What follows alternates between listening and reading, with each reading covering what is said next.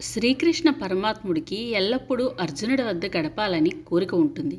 ఇది రుక్మిణికి చాలా కష్టంగా తోచేది. ఆమె చాలాసార్లు ఇలా అంటూ ఉండేది, తమకు సేవ చేసేందుకు నేను ఎప్పుడూ సిద్ధంగానే ఉంటున్నాను. అయినా మీరు అర్జునుడి వద్దకే ప్రతిరోజు పరిగెడుతున్నారు. అర్జునుడిలో ఉన్న గొప్పతనం ఏమిటి? ఇలా రుక్మిణి చాలాసార్లు చింతించేది.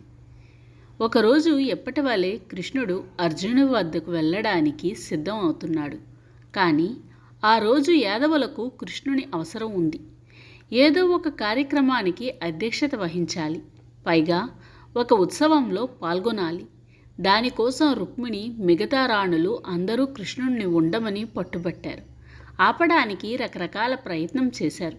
కానీ కృష్ణుడు ఎవరి మాట లెక్కబెట్టక అర్జునుడి దగ్గరకు వెళ్ళిపోయాడు. ఆయన వెళ్ళేసరికి అర్జునుడు అప్పుడే అడవిలో వేటకి వెళ్ళి అలసి తలస్నానం చేసి శయ్య మీద విశ్రాంతి తీసుకుంటున్నాడు. తల వెనక కురులు ద్రౌపది వేళ్లతో సవరిస్తూ ఆరబెడుతూ ఉంది. కృష్ణుడు మెల్లగా వెళ్ళి ద్రౌపదిని పక్కకు పొమ్మని తాను కురులు వేళ్లతో సవరిస్తూ వెంట్రుకలు ఆరబెడుతున్నాడు. ఎంత ప్రయత్నం చేసినా ఆగకుండా వెళ్ళినందుకు రుక్మిణికి కోపం వచ్చి కృష్ణుడు వెనకాలే వచ్చింది. అంతలా అక్కడ కృష్ణుడు ఏం చేస్తున్నాడో చూడాలని. వెంటనే అర్జునుడు మందిరంలోకి వెళ్ళింది. అక్కడ కృష్ణుడు అర్జునుడి యొక్క తడికూరులను సవరిస్తూ ఉన్న కృష్ణుణ్ణి చూసింది. అలా చేస్తున్న కృష్ణుణ్ణి చూడగానే రుక్మిణికి కోపం మరింత ఆవేశంగా మారింది. కానీ కృష్ణుడు రుక్మిణికి సైగ చేసి ఉష్ అని నోటి మీద వేలు వేసుకొని అర్జుని యొక్క నిద్రకు ఆటంకం కలిగించవద్దన్నాడు. పైగా నీవు ఇటురా, అర్జునుని కురులు సరిచేద్దువు కానీ అని సైగ చేశాడు. కృష్ణుడి మీద అపారమైన ప్రేమ, భక్తి కలిగిన వారికి వారు సైగతో చెప్పినా కూడా హృదయాన్ని మైమరపించే తన్మయత్వంతో తేలిపోతారు.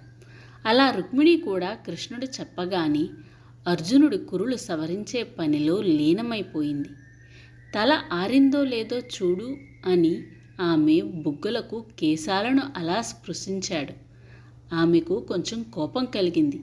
అర్జునుడి కేశాలు నాకు తాకిస్తావా అని కృష్ణుడి వైపు చూసింది. కానీ చూడు అని కృష్ణుడు సైగ చేశాక ఆమె అలా అర్జునుడి కురులు బుగ్గన ఆనించి చూసింది. ఆ కురుల నుండి శ్రావ్యమైన శబ్దం కృష్ణ కృష్ణ అని వస్తుంది. వెంట్రుకల నుండి మధురమైన కృష్ణ శబ్దం విని రుక్మిణి చాలా ఆశ్చర్యపోయింది. ఆమె అహంభావము పటాపంచలైపోయింది. తనకే ఎంతో ప్రేమ అనే భావన తొలగిపోయింది. అర్జునుడికే అపూర్వమైన ప్రేమ అని తెలుసుకుంది. ప్రేమకు దాసుడయ్యే పరమాత్మ ఎవరు తనని ఎలా పొందితే వారిని అలా అనుగ్రహిస్తాడు, వారికి దాసుడవుతాడు.